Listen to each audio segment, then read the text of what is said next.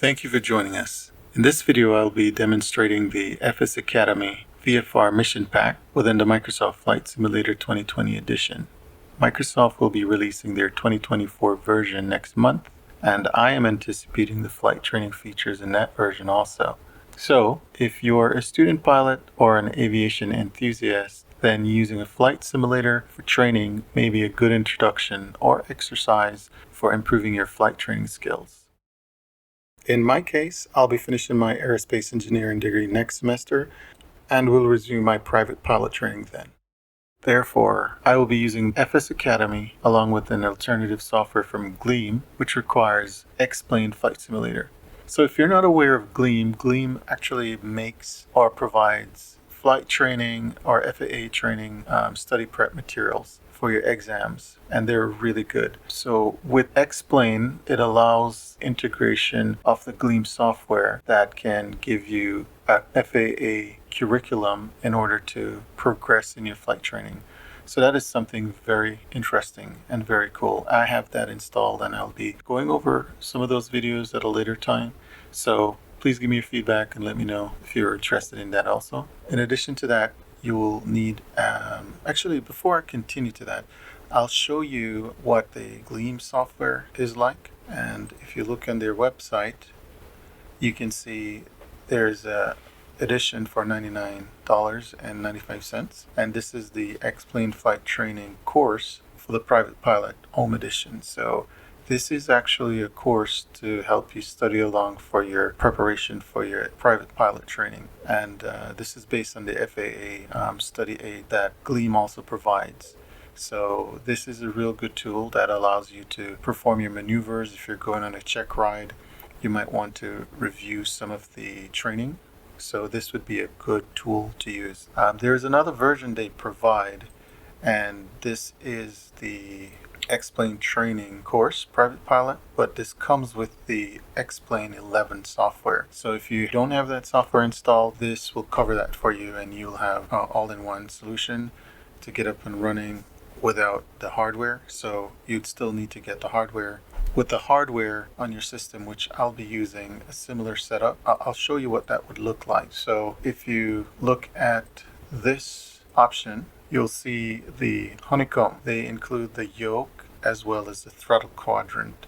And with the throttle quadrant, you can use that to adjust your throttle, your pitch if you're using a variable pitch propeller, or if you also have to adjust your choke. So that is a very good one for you if you wanted to look at something like that. There are quite a few different options, so you're not stuck or limited to this hardware.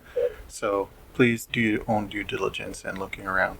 So apart from that, I would like to go into the software to show you what to expect. So if you look on your screen, you can see on the Microsoft Marketplace for the Flight Simulator, you can see I have the VFR version installed on my screen. So with this version, there are quite a few other options. They give you the navigator in the FS Academy. Today we'll be going over the VFR FS Academy.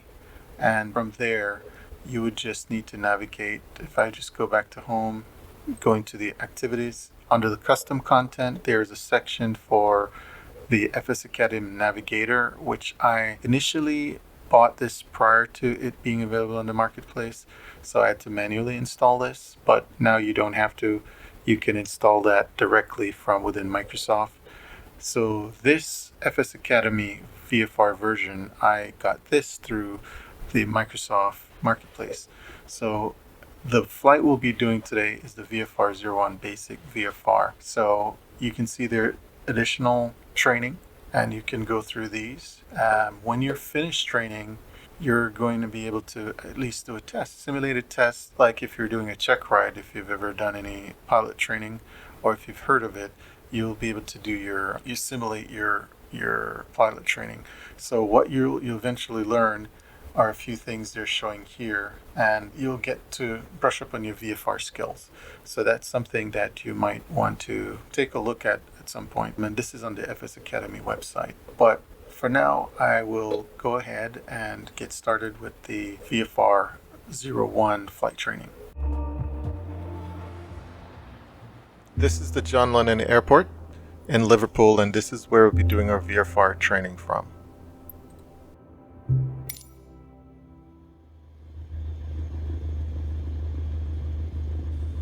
Welcome to FS Academy VFR. VFR is Visual Flight Rules, where your primary method of navigation is all about looking out of the windscreen and finding your way. Each lesson has a dedicated section in the manual that dives deeper into the theory to complete your VFR experience, along with maps and charts to reference in flight. We begin here at Liverpool Airport in the Cessna 152 to start you off with basic handling skills and a departure with ATC. We're going to take off from runway 27 and follow the local procedure of following the Mersey River to Seaforth, where we leave the Liverpool control zone. For a normal takeoff, we want to use flaps, which make the wing more effective and reduces our takeoff distance. Please set the flaps to 10 and we'll get started. At this point, I'm adjusting the flaps with the throttle quadrant I showed earlier in the video. Airport weather is transmitted by the ATIS, the Automated Terminal Information Service. Weather changes as the day goes on, so each weather report is given an identifying letter, which moves along the alphabet every time a new report is transmitted. Let's listen to the ATIS whilst we wait for the engine to warm up. Liverpool Information Juliet, time 0950 Zulu, runway in use 27, surface wind 260, 4 knots, visibility 10 km or more, clouds scattered 3,000 feet, cloud type unknown, temperature +15, dew point +4, QNH 1013. Ground movement control is closed. Acknowledge receipt of information Juliet on first contact. We now have weather information Juliet, so we can call air traffic control and request our departure instructions. Liverpool Tower, Golf Foxtrot Sierra Alpha Charlie Cessna 152 at Kilo with information Juliet, request clearance and taxi. Golf Alpha Charlie Liverpool Tower, after departure leave the zone at Seaforth, not above altitude 1,500 feet VFR, squawk 5050. Leave via Seaforth, not above 1,500 feet VFR, 5050 Golf Alpha Charlie. Golf Alpha Charlie correct, taxi to hold short runway 27 at Golf, QNH 1013. Okay, so we've contacted the tower and they've said we can leave the control zone to the north at our exit point Seaforth, but we must stay below 1,500 feet the whole way there. We'll aim for 1,400 feet to give a margin. Release the brakes and taxi to the holding point Golf for runway 27. I didn't mention this earlier, but I'm using the Thrustmaster pedals. These allow me to taxi and steer on the ground and also give me rudder control when I'm flying. Leave the apron by taking the taxiway on your left, then make a left turn onto Alpha, the main parallel taxiway, before taking the first right to hold short of the runway. I definitely don't want to taxi too fast. And you definitely want to check your brakes before you begin to taxi, and this should have been done earlier.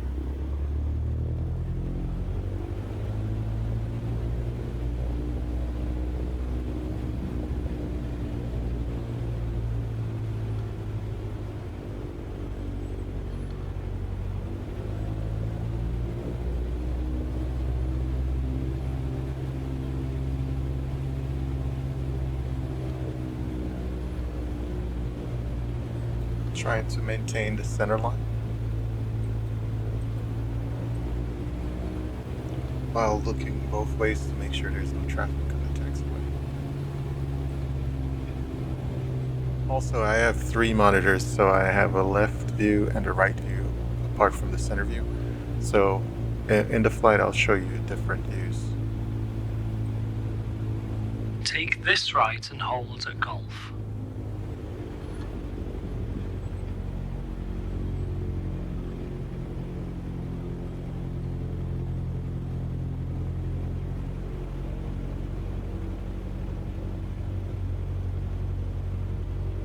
Good, now come to a stop before the holding line and we'll tell ATC we're ready to go. We say ready for departure as we only use the word takeoff as part of an actual takeoff clearance to avoid misunderstandings. Golf Alpha Charlie ready for departure. Golf Alpha Charlie cleared line up and takeoff, runway 27, wind 260 at 4. Cleared line up and takeoff, runway 27, Golf Alpha Charlie. We're cleared for takeoff. Pull onto the runway, line up on the centre line and we'll depart.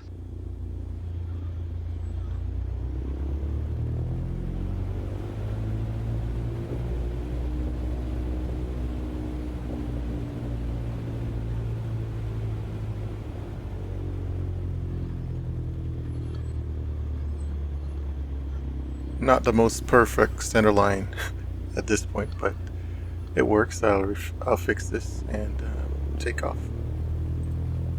Keep the nose straight down the centre line and apply full power. Use some right rudder to counteract the engine torque to keep straight on the centre line.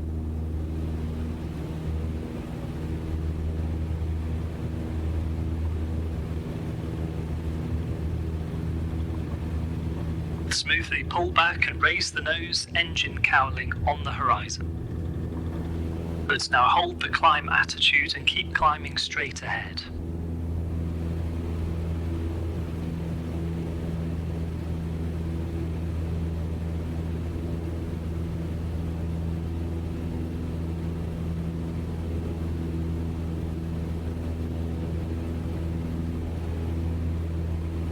Now we're safely climbing away, we don't need our flaps anymore. Please retract the flaps and we'll climb more efficiently. See how the nose drops as we lose lift? Add some back pressure on the controls to hold the climb attitude. Accelerate to 80 knots and we'll get the lift back.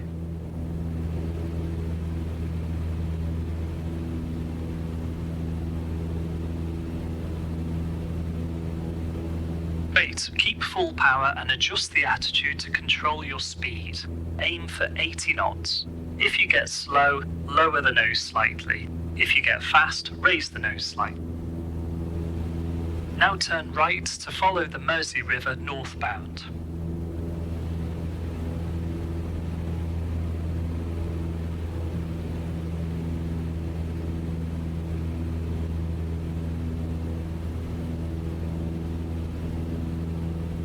Continue flying up the Mersey, climbing to 1,400 feet.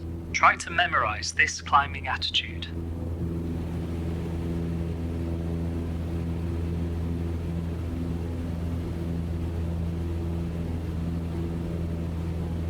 Level off 1,400 feet, keeping full power to accelerate to 100 knots. As our increased airspeed gives more lift, feel how you need to push forwards to remain level. To relieve this input, trim nose down until you don't need to apply any control force to stay straight and level. Now you can power back a little to hold 100 knots.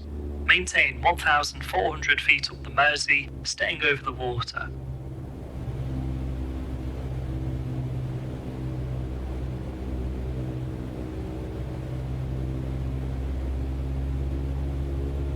Use throttle to control your speed and maintain 100 knots. I must say that the instructions I'm getting are similar to a CFI in a real world situation, so this is pretty interesting.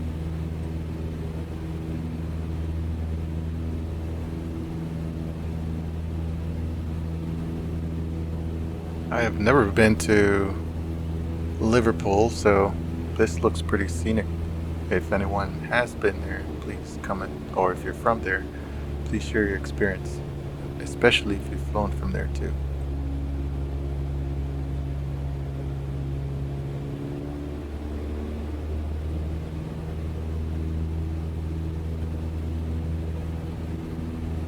So I'm trying my best to follow his instructions at 1,400 feet and 100 knots and right over the river. So if you start to deviate, it will remind you. So that's a good feature as well.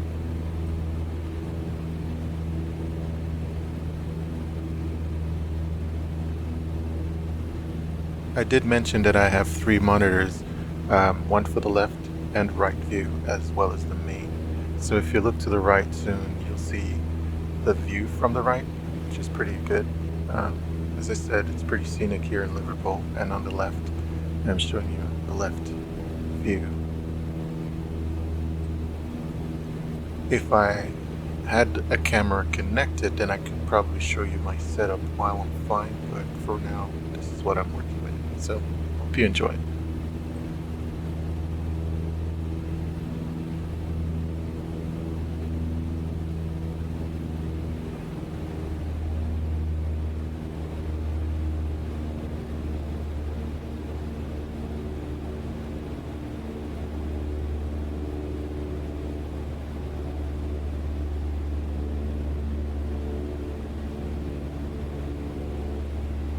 Golf Alpha Charlie, contact Liverpool radar 119.85. 11985 Golf Alpha Charlie. We're being handed over to Liverpool Approach Control now, who we'll be in contact with until we leave controlled airspace at Seaforth. Liverpool radar Golf Foxtrot Sierra Alpha Charlie, live buildings 1,400 feet to Seaforth VFR. Golf Alpha Charlie, Roger, report Seaforth. Wilco Golf Alpha Charlie. Seaforth is the exit point for VFR traffic departing Liverpool to the north. It's found on the east shoreline, just beyond where the western shoreline ends.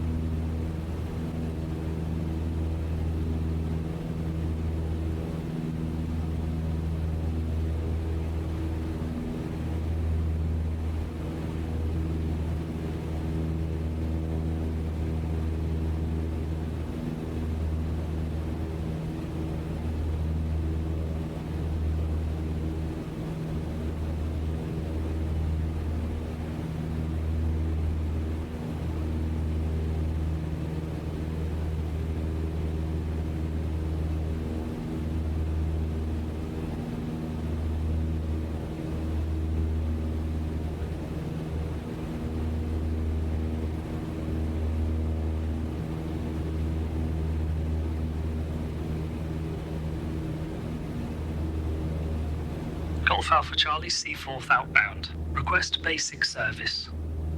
Golf Alpha Charlie, Roger, basic service. Basic service, Golf Alpha Charlie. Now we've reached the edge of the Liverpool control zone at 1,400 feet. We're entering uncontrolled airspace. There is airspace above us, which begins at 3,500 feet upwards, so anything below that is uncontrolled. It's completely up to us to navigate and avoid other traffic. UK ATC can provide either a basic service or a traffic service to VFR flights in uncontrolled airspace.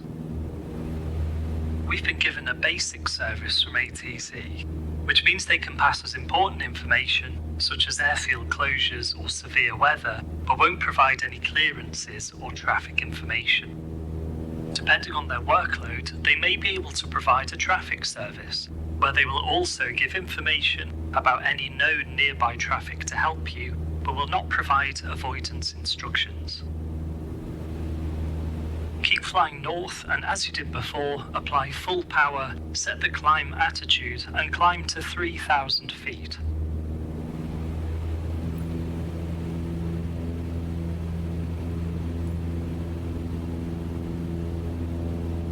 The speed will come back towards around 80 knots, so with the lower speed we lose lift and the nose will want to drop. Apply nose up trim to neutralise the control pressure, holding the climb attitude all the time. As I mentioned earlier in the video, I'll be doing more training exercises for the FS Flight Academy, but please note that Microsoft Flight Simulator 2020 also includes some of the training exercises, so that's something you can dive into and see how you like it. But for more curriculum base, I know X-Plane integration with or I would say Gleam's integration with X-Plane provides a more FAA goal-oriented training. This similar, but I think the one more for check ride checklist, and they do update it based on FAA changes in the Gleam software. So that's something that I would also be showing you. Some of those videos are some of my training. I'll record those and show you, but those are pretty interesting.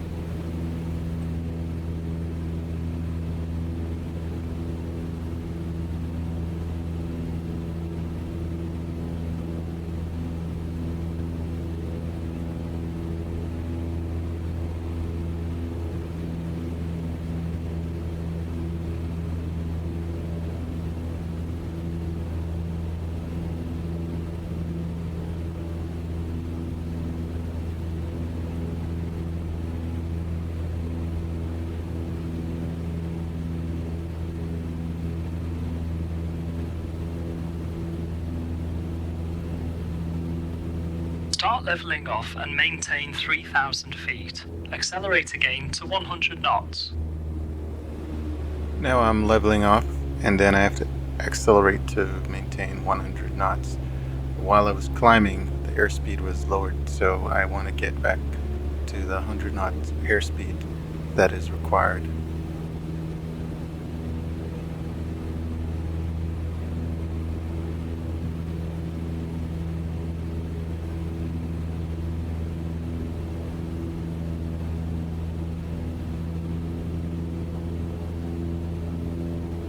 Again, as we accelerate, trim nose down to cancel out the control pressure.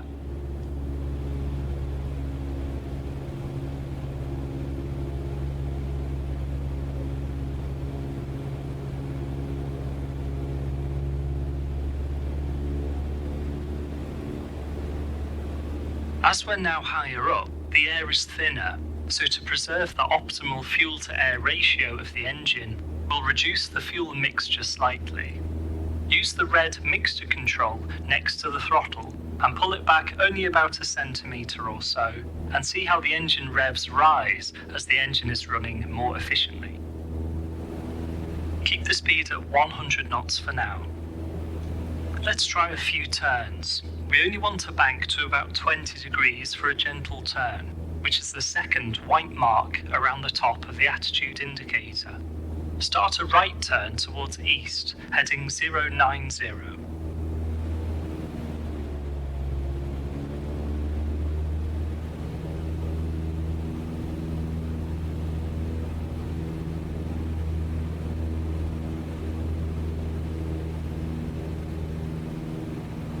Keep the speed at 100 knots for now.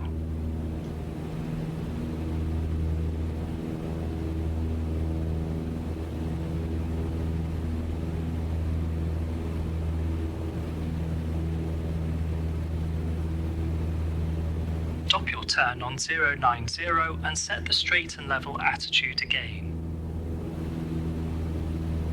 As I was performing these turns, my objective was also to make sure that I don't fall, let's say, below 50 feet or 100.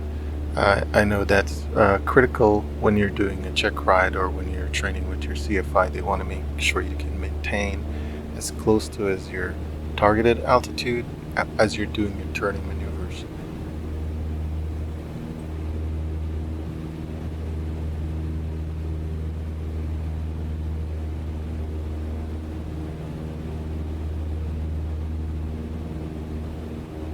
When turning, use gentle rudder inputs to keep the black ball on the turn coordinator centered for comfortable and efficient turning.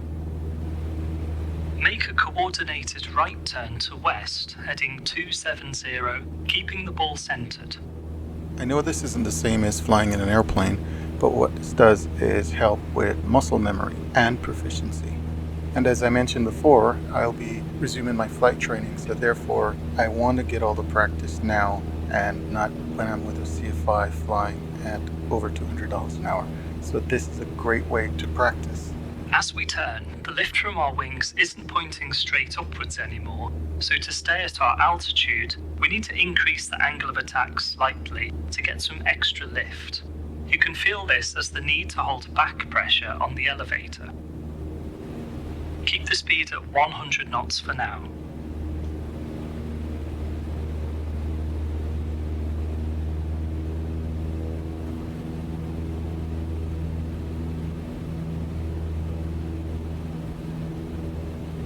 Roll out on heading west and set us back to straight and level.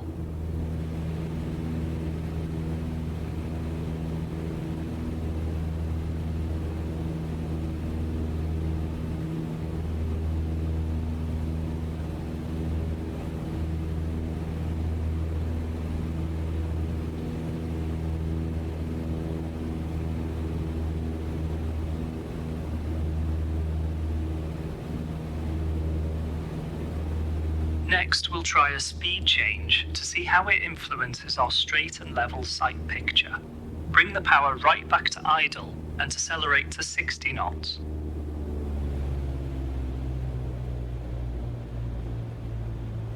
As we lose lift, trim nose up to keep the control pressures neutralized. You'll need to raise the nose slightly to increase our angle of attack to make up for the lost airspeed. Set power for 60 knots and retrim for level flight. Maintain a heading of west for the time being.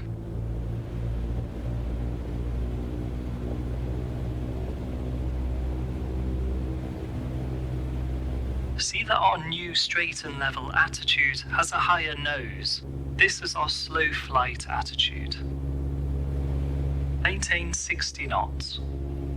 Maintain a heading of west for the time being.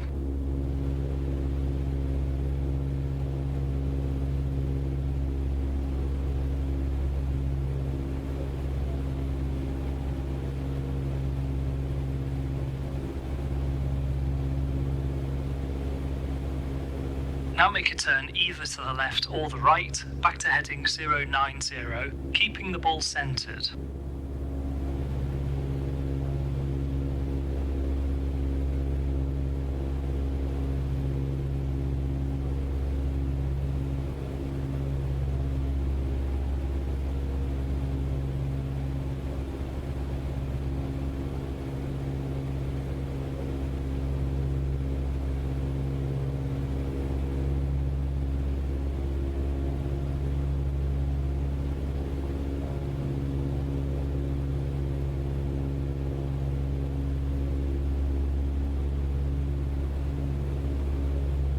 Maintain 60 knots.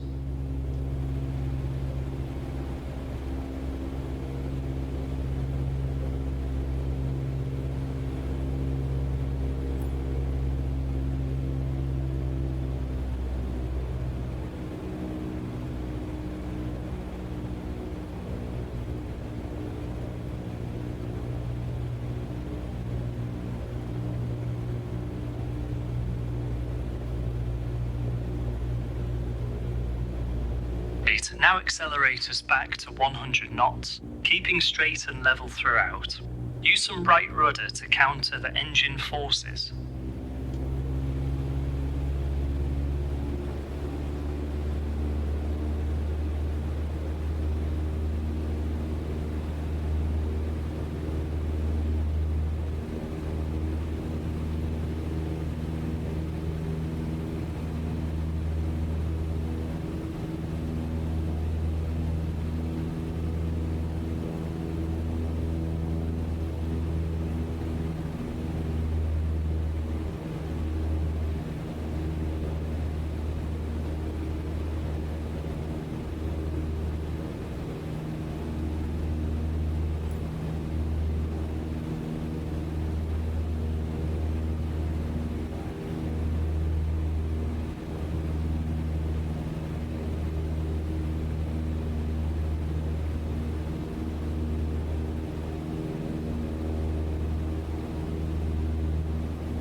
Fantastic. That concludes your first VFR lesson.